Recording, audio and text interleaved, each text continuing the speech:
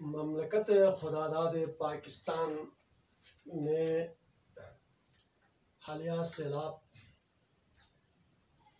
کی وجہ سے یعنی ناگہانی آفت کی وجہ سے بہت سارے نقصان ہوئے، جانی نقصان بھی، مالی نقصان بھی، لوگوں کو پریشانی بھی، دشواری بھی، ہر قسم کے مشکلات کا سامنا کرنا پڑا۔ یقیناً اس غم میں، اس دکھ میں ہر مسلمان برابر کے شریک ہے، اور پاکستان کی معیشت کو بھی اس حوالے سے کافی نقصان ہوا۔ ہم سب بحیثیت مسلمان اور ملک پاکستان سے وفاداری کا اور محبت کا اظہار کرتے ہوئے ہر ایک کو چاہے کہ اس مصیبت زدہ موقع پر تمام متاثرین سیلاب زدگان کے ساتھ حد المقدور تعاون کیا جائے۔ ایک مسلمان کا فرض بھی ہے اور قرآن و حدیث کا حکم بھی ہے۔ حضور صلی اللہ علیہ وآلہ وسلم کے حدیث مبارکہ ہے، خیر الناس من ینفع الناس، بہترین انسان وہ ہے جو دوسروں کے لیے خیر سوچے، بھلائی کا کام کرے، دوسروں کے فائدے کے لیے وہ مددگار بنے، وہ دستگیر بنے۔ اور ایک خوبصورت شعر بھی ہے کہ ہم سب بحیثیت مسلمان انسان کو انسانیت کی خدمت کرنا چاہیے۔ چنانچہ بقول شاعر، درد دل کے واسطے پیدا کیا گیا انسان کو، ورنہ طاعت کے لیے کم نہ تھے کرو بیان۔ انسان کو ایک دوسرے کی دکھ درد میں حصہ لینے کے لیے اور اس میں برابر کے شریک ہونے کے لیے، دوسرے انسان کی خدمت کے لیے، دستگیری کے لیے انسان کو پیدا کیا اللہ تعالیٰ نے، جو تخلیق کا مقصد ایک یہ بھی ہے۔ ورنہ اللہ کی عبادت بندگی کے لیے تو فرشتے کم نہیں ہیں، ہزاروں لاکھوں کروڑوں فرشتے اس کائنات میں بھی ہیں، آسمان اولیٰ میں بھی ہیں، اور اللہ کے نوری مخلوق جو ہے ہمیشہ اللہ کی تحمید، تقدیس، تعریف بیان کرتے ہیں، سبحان اللہ پڑھتے ہیں، الحمدللہ پڑھتے ہیں۔ اللہ کی بے حساب تسبیح و تحلیل پڑھنے کے لیے فرشتے موجود ہیں۔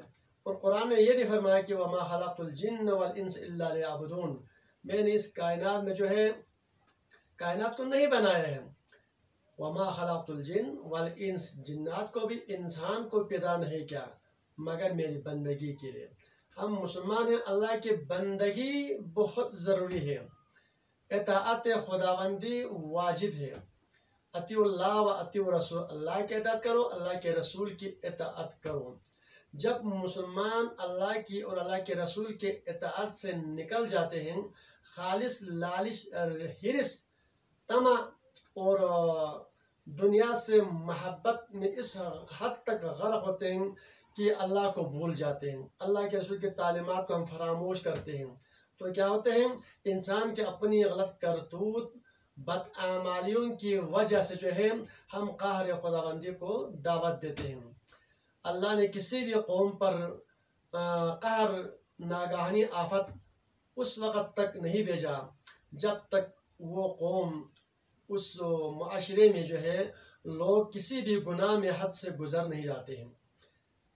تو حضرت لوط کی قوم پر، حضرت صالح کی قوم پر، حضرت موسیٰ کی قوم پر، حضرت یونس کی قوم پر، یعنی کہ سابقہ انبیاء کے قوموں کو دیکھیں تو حضرت لوط کے قوم پر کیسے عذاب آیا، عذاب کی وجہ سبب کیا بنی؟ تو وہ لواطت میں، اس بدکاری، اس فعل بد میں جو ہے مبتلا ہو گئے۔ حضرت لوط نے سمجھایا، ان کو بتایا، اللہ کا پیغام پہنچایا، یہ کام بہت برا ہے، نہ کریں، اللہ کا قہر آئے گا، غضب آئے گا۔ تو قوم نے نہیں مانا، بلکہ آپ کو الٹا جو ہے خوف دلایا، کہ ڈرایا، دھمکایا۔ اسی طرح حضرت نوح کے قوم پر بالکل دنیا جو ہے پانی پانی ہو گیا، اور پانی میں غرق آبی کا شکار ہو گئے، جو ایمان لائے وہی بچ گئے۔ تو یقیناً جب بھی کوئی ناگہانی آفات مصیبت آتے ہیں تو اس کی ایک وجہ یہ ہے کہ ہم گناہ میں زیادہ غرق ہوتے ہیں۔ تو انسان کو جب مصیبت، تکالیف، ناگہانی آفات آتے ہیں تو قرآن و حدیث میں یہ بھی حکم ہے، اور فقہ آفت باب الصلاۃ میں میر سید محمد نور بخش نے فرمایا کہ سورج گرہن، چاند گرہن، زلزلہ، دیگر آفات سماوی، جب یہ چیزیں آشکار ہوں، ظاہر ہو جائیں تو مسلمانوں کو چاہے کہ یہ قیامت کی علامتیں ہیں۔ جیسا کہ اس قسم کے بہت سارے نقصان ہونا، کئی لوگوں کا بیک وقت مر جانا، ہلاک ہو جانا، یہ کیا ہے؟ یہ قیامت کی، جسے قیامت صغریٰ، قیامت وسطیٰ کہتے ہیں آپ کے نزدیک۔ تو ایسے ناگہانی جب آفت مصیبت آئے تو لوگوں کو توبہ طائب کرنا چاہیے، اللہ کے حضور استغفار مانگنا چاہیے، استغفر اللہ العظیم پڑھنا چاہیے، ندامت ہو کر اللہ سے جو ہے گر گرا کر اللہ کے حضور ہمیں دعا کر کے توبہ طائب ہو جائیں تو یہ آنے والی جو یہ حادثات ہیں، وہ مشکلات ہیں، وہ ناگہانی آفات ہیں، اس سے ہم بچ جائیں گے۔ تو پھر بھی میر سید محمد نوربخش نے یہاں پر فرمایا کہ ایسے کوئی بھی ناگہانی صورتحال جب آ جائے تو مسلمانوں کو توبے کے ساتھ ساتھ نماز بھی پڑھنا چاہیے۔ نماز کا ایک الگ طریقہ ہے، اس کو پورا کریں۔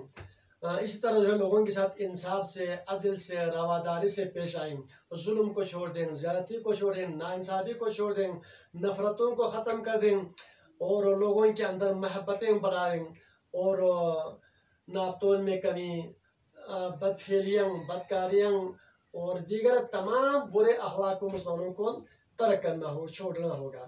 تو یہ بھی قیامت کے نشانوں میں سے ایک نشانی ہے، اور خاص طور پر اس موقع پر تمام مسلمانوں کو، بلکہ غیر مسلم بھی پاکستان کے ساتھ تعاون کر رہے ہیں۔ بہت نقصان ہوا ہمیں، اس چیز کا دکھ ہے، افسوس ہے ہر ایک کو۔ تو جو متاثرین ہیں اور جو متاثر نہیں ہیں، جن کے پاس اللہ کے فضل سے بے شمار دولت ہے، بے بیلنس ہے، تو اپنی استطاعت کے مطابق پاکستان کی اس معیشت کو مضبوط رکھنے کے لیے ہاتھ بٹانا ہوگا، مدد کرنی ہوگی، اور وزیر اعظم کے فنڈ میں کم از کم 10 روپے آپ جمع کریں تو 22 کروڑ عوام 10 روپے اگر جمع کریں تو بھی جو ہے یہ اربوں میں چلا جاتا ہے۔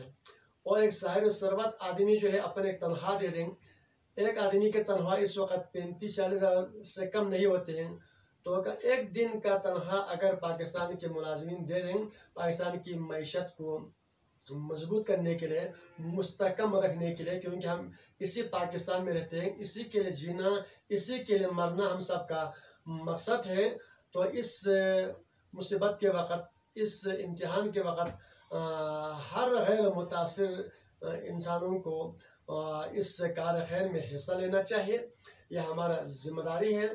ملک پاکستان عالم اسلام کا قلعہ ہے، اس قلعے کو مضبوط رکھنا ہم سب کی ذمہ داری ہے۔ تو میرے دردمندانہ اپیل ہے، عرض ہے کہ ہر محب شہری، ہر مسلمان جو ہے اس تکلیف کی اس گھڑی میں مددگار بن جائیں، اور اپنا تھوڑا تھوڑا حصہ ڈال کر جو ہے ایک دوسرے مسلمان کی، خاص طور پر ملک پاکستان، مملکت خداداد پاکستان کی معیشت کو مضبوط رکھنے میں ہم سب کا کردار ہونا چاہیے۔ اور یہی نہیں بلکہ تمام مشائخ، علماء، بزرگ، ہر ایک کو پاکستان کی بقا، استحکام، سلامتی کے لیے ہر وقت دعا بھی جاری و ساری رکھنا چاہیے۔